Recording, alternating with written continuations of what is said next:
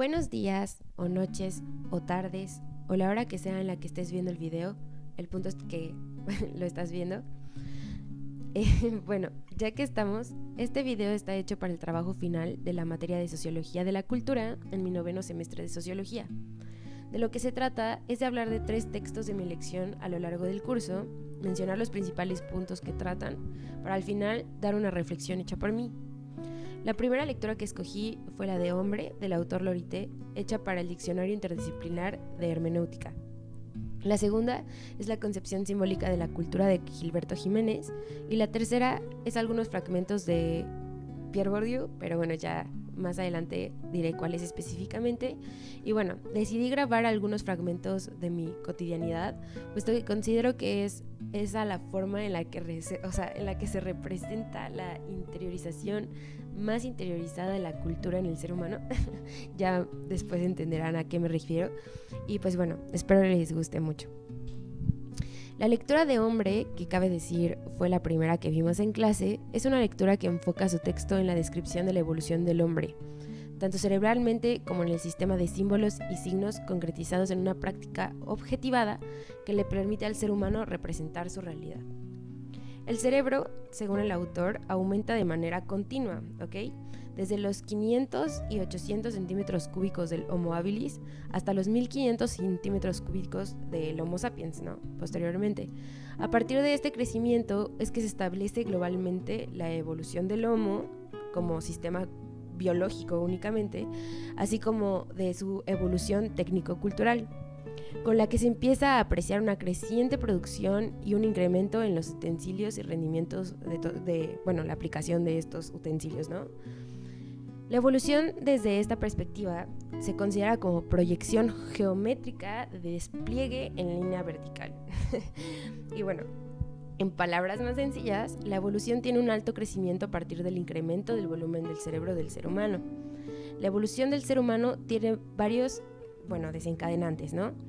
Entre ellos están las mutaciones genéticas, factores ecológicos, la prolongada sequía del Mioceno, que eso, lo que ocasiona es que desplaza los límites habitables, ¿no?, del lugar, aumenta el peso y el volumen del Homo, ¿no?, dado a esta circunstancia, hecho que lo obliga a basar únicamente su consumo nutritivo en árboles y plantas, ¿no? Y ahora ya hay un límite ecológico, ¿no? A esto se le llama la ley de Depret.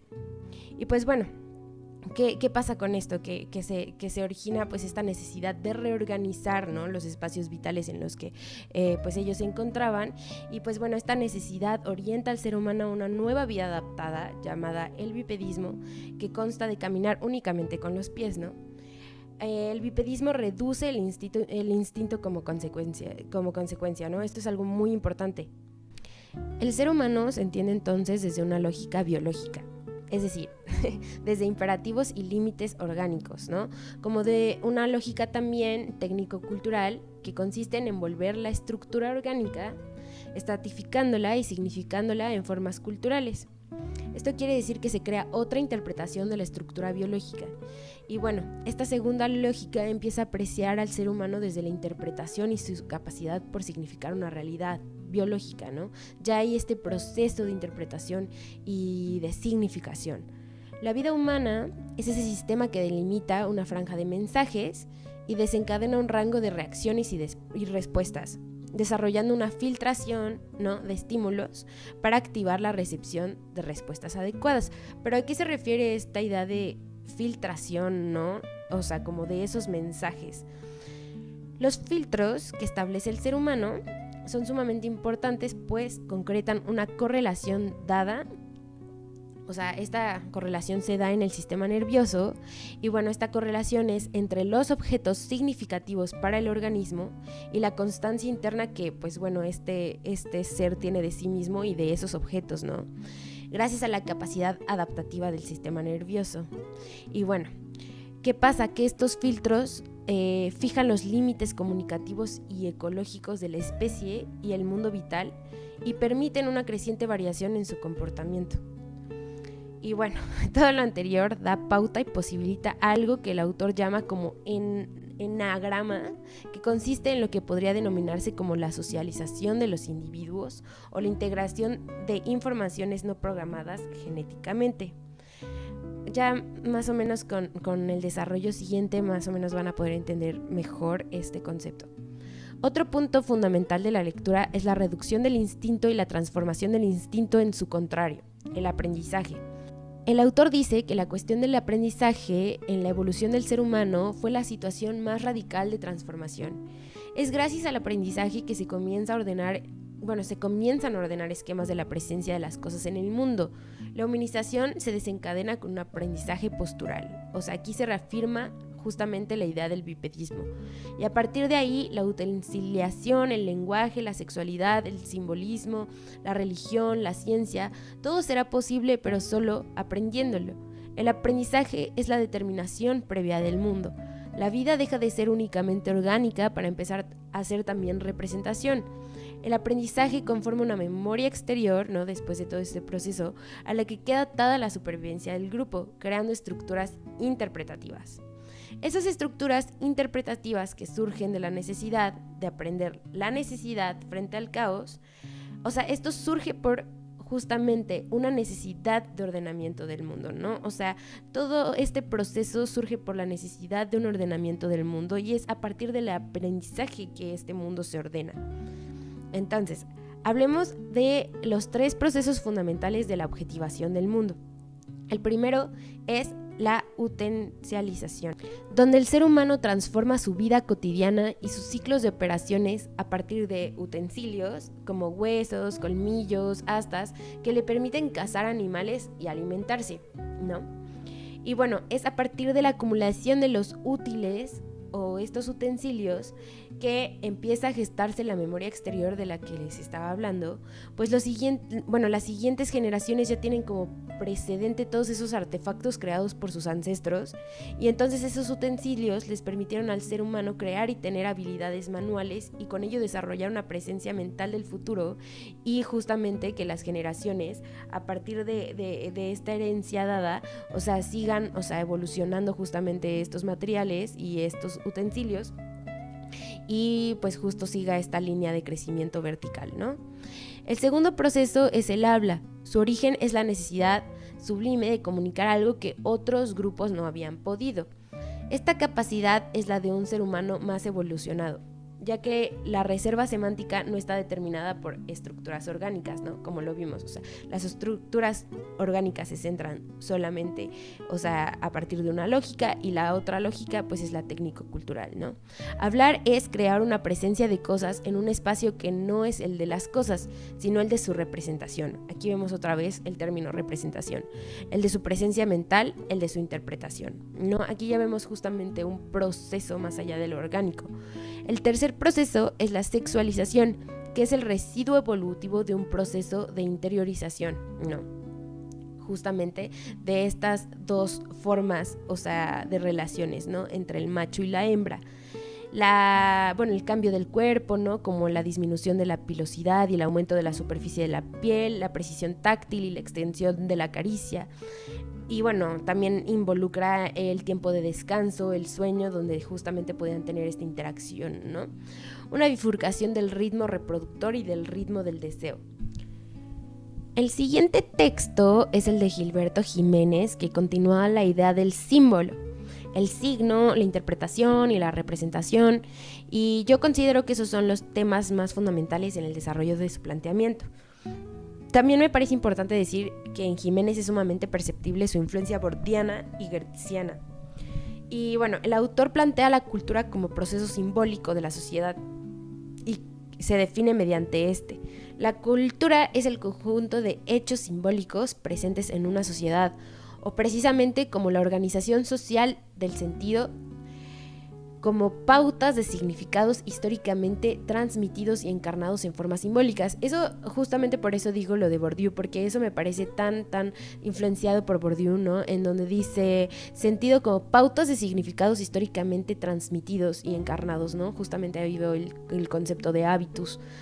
Y también en la idea de, comparte la idea en la lectura anterior en semejante en donde es semejante a la organización de enagramas de la sociedad. Yo creo que ese concepto también es muy similar al de Habitus. Este texto, yo creo, es un poco más breve y menos complejo, sino que más concreto.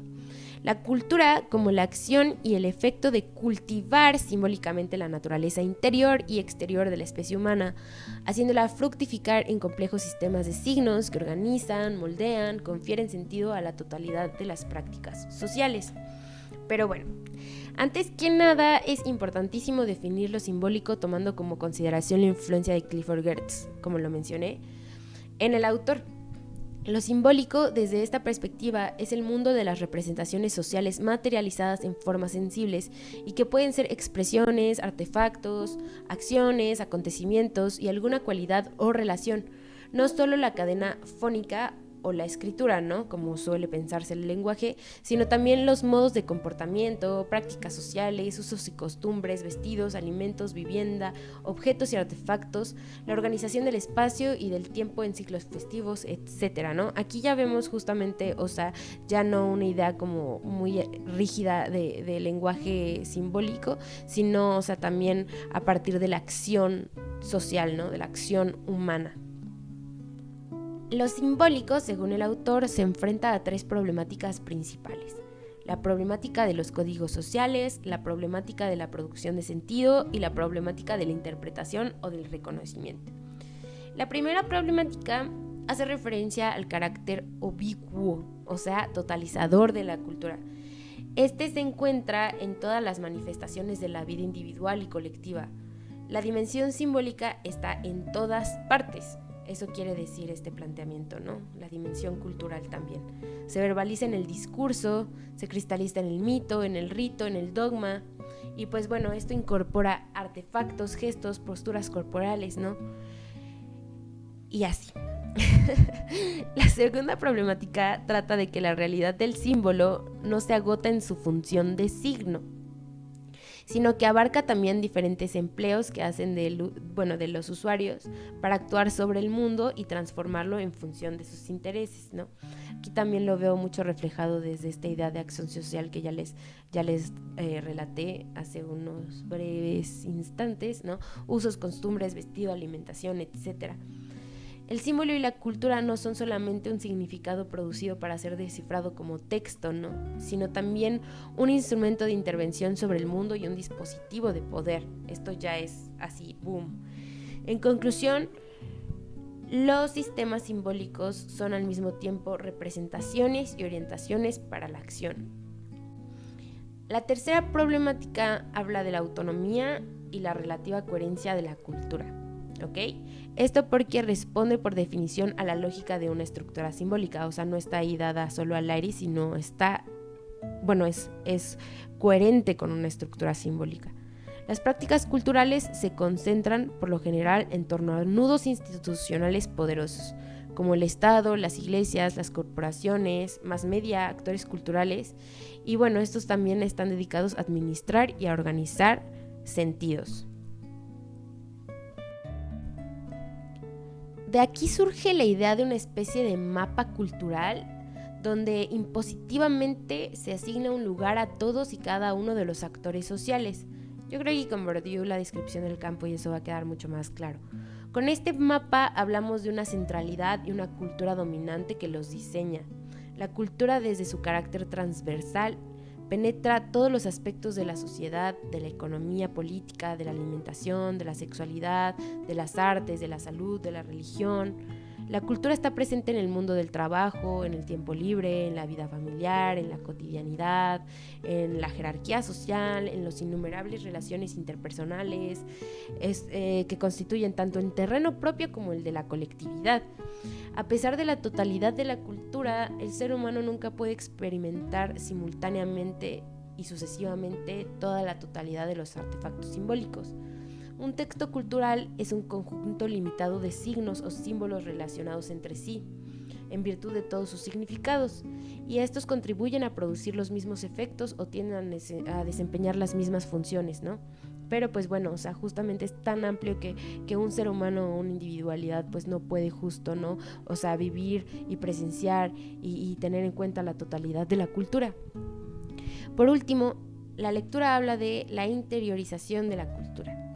Y esta propuesta es prácticamente igual a la del texto anterior, en donde la primera parte del proceso es la de formas simbólicas y estructuras mentales interiorizadas, y luego estos mismos símbolos objetivados bajo formas de prácticas rituales y de objetos cotidianos.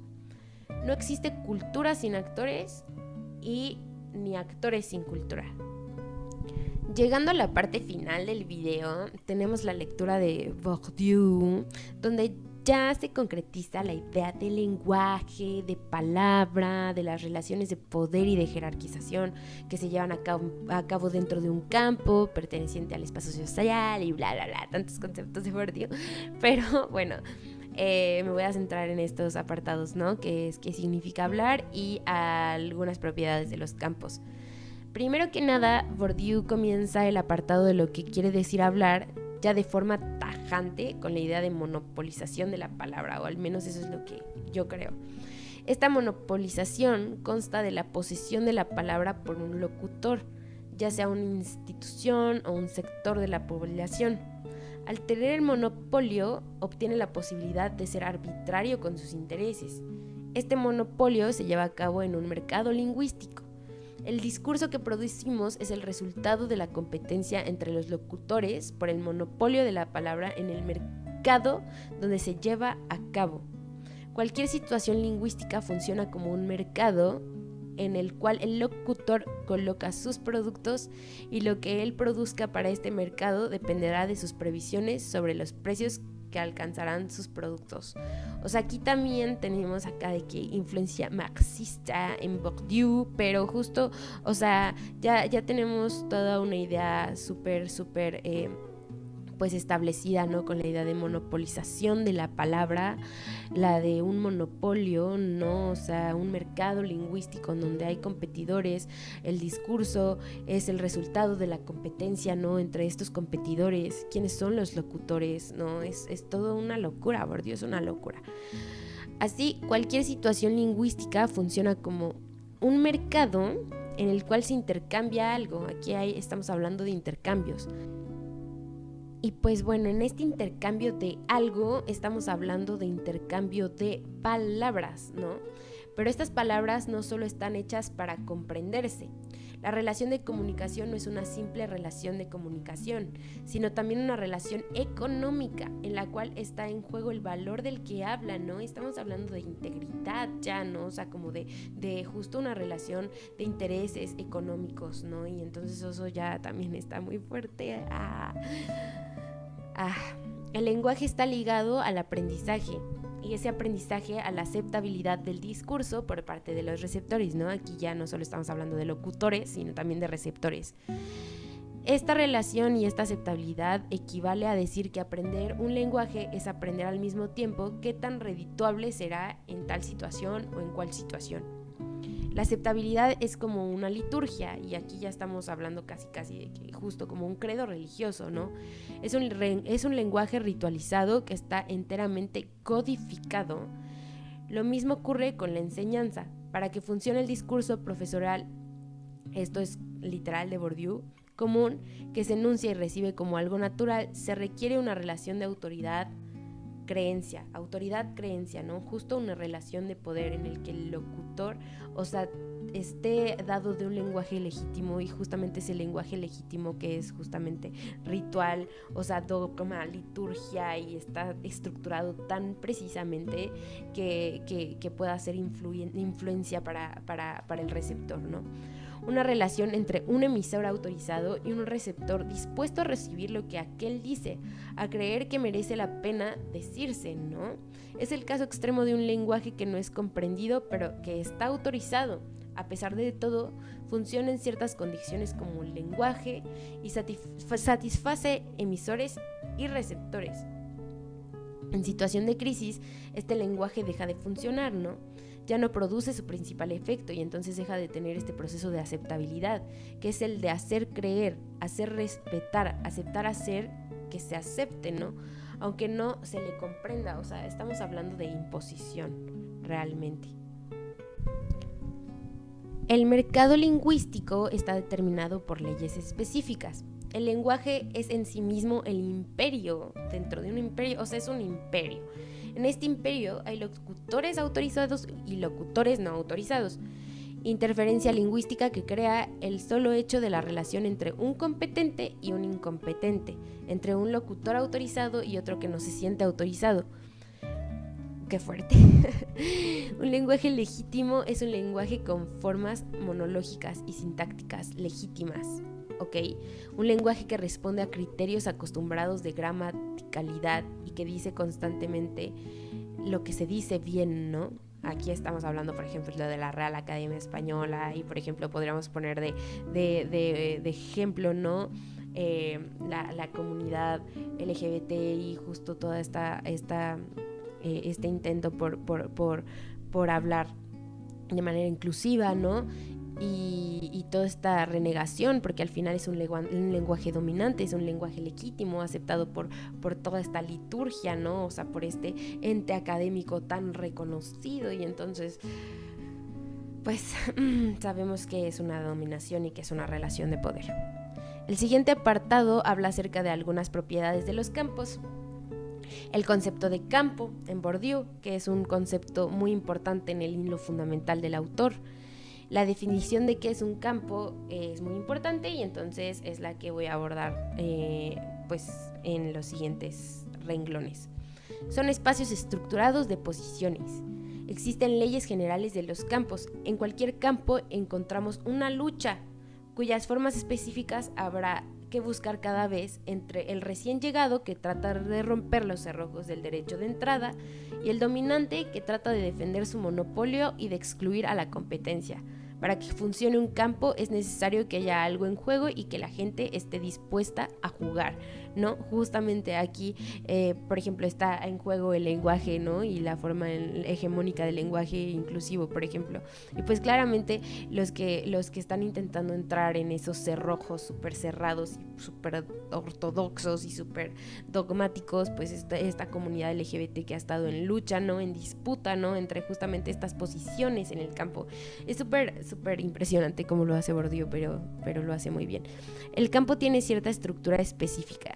La estructura del campo es un estado de la relación de fuerzas entre los agentes y las instituciones que intervienen en la lucha. Estamos hablando de relaciones de fuerza, de competencia, la distribución de capital específico que ha sido acumulado en las luchas anteriores, las posiciones dominantes dentro del campo. Aquellos que son ganadores en la lucha del juego suelen tomar una posición defensiva frente a los otros, ¿no? También podemos ver ese fenómeno en esa parte específica. Ahorita estoy escribiendo justo también con mi novio un texto referente también a los campos de Bourdieu y a estas minorías, por ejemplo, religiosas frente al credo católico, ¿no? En donde realmente están sumamente, o sea, se ve la lucha, se ve la disputa de significaciones, de representaciones entre lo que es legítimo, lo que no, ¿no? Y entonces estamos hablando de símbolos legítimos y símbolos que no lo son, ¿no? O sea, las brujas no son legítimas, pero un sacerdote sí lo es, ¿no? Que es toda una disputa, ¿no? Y justo se inclinan a una estrategia de conservación. Y pues bueno, la última propiedad de un campo, que es la menos visible, es que un campo está constituido por grupos que residen y que son integrantes comprometidos con una cantidad de intereses comunes, ¿no? Los que participan en la lucha contribuyen a reproducir el juego y al contribuir de manera más o menos completa según los campos, ¿no? Lo ayudan a producir la creencia en el valor de la que está en juego, o sea, gracias a que hay esta competencia, o sea, está en disputa el valor, pero ese valor se perpetúa gracias a esa lucha, ¿no?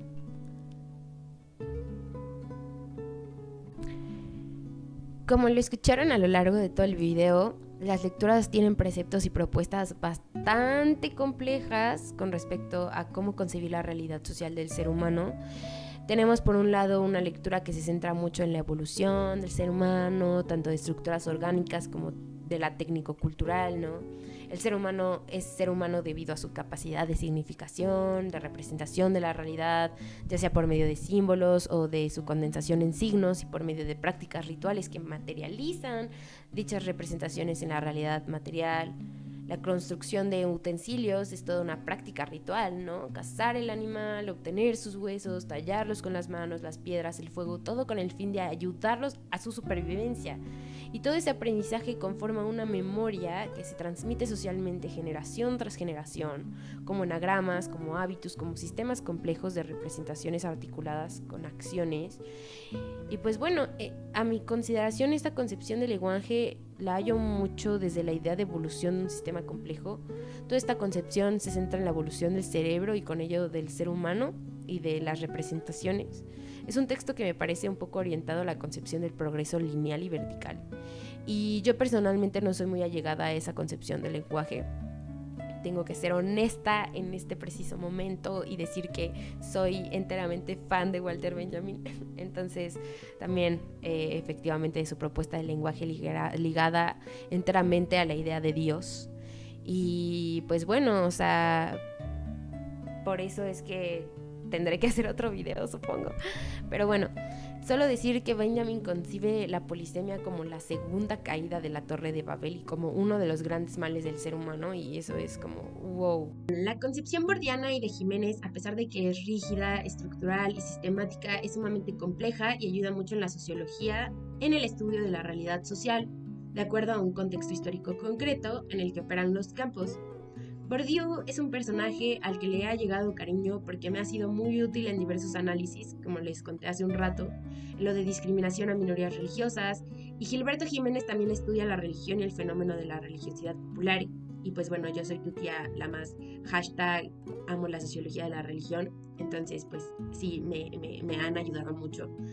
Puedo decir de ambos autores que son muy concisos en sus propuestas, a diferencia del radicalismo de Benjamin con respecto, por ejemplo, a la articulación de la teología con el materialismo histórico. Estos dos autores tienen una idea de lenguaje, de significantes, de símbolos y de cultura bastante distintos. Son coincidentes en decir que la cultura siempre estará permeada por un grupo dominante que es el que impone el mapa de significantes y representaciones. Sin embargo, en el caso de Bourdieu, Bourdieu no dice que es toda la cultura en general, como lo haría Benjamin. Quiero decir, además, para terminar este video, que sea cual sea la visión de la cultura, desde la sociología o desde el pensamiento histórico-filosófico, es increíble y magnífica la forma en la que nos allegamos a la realidad y a describir justamente ese proceso, ¿no? Somos magnos como seres humanos y la creatividad es una característica que desde mi consideración per se nos define, ¿no? Y aquí traigo un poco de colación a Benjamin concluyendo esto en el lenguaje general y en el lenguaje de los seres humanos, que dice esta idea como de que el lenguaje es un acto creativo per se, ¿no? Un acto creativo divino, ¿no? Del ser humano, y eso es increíble. Y bueno, espero les haya gustado mucho el video, les mando mucho cariño, gracias por llegar hasta acá, lo aprecio mucho. Les mando besitos, Carol desde aquí, desde acá de atrás del micrófono, ya se la saben. Y bueno, besitos, adiós.